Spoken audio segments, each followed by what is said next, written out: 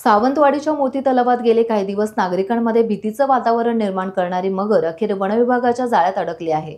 तब्बल 5 दिवसांच्या प्रयत्नांनंतर वनविभागाच्या रेस्क्यू टीमला 5 फुटांच्या या मगरीला पकडण्यात यश आलंय।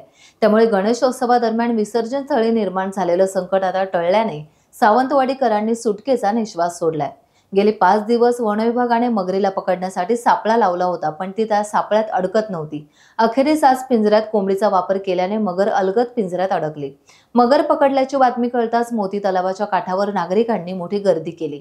या मगरीमुळे गणेशोत्सवाच्या काळात विसर्जनासाठी येणाऱ्या नागरिकांमध्ये भीतीचं वातावरण निर्माण झालेलं। संगीतकारांच्या जवळ ती वारंवार दिसून येत असल्याने मगरीला पकडण्याची मागणी जोर धरू लागलेली।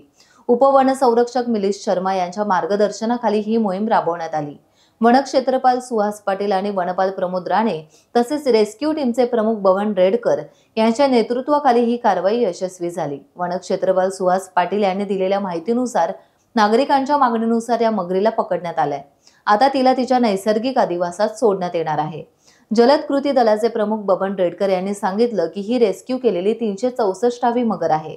तलावातील पाण्याचा जास्त साठा असल्यामुळे मगरीला पकडण्याचं काम एक मोठं आव्हान होतं, पण आज अखेर ते यशस्वी झालं।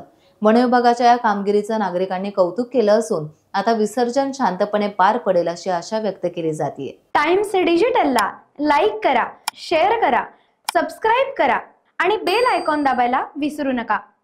Times digital.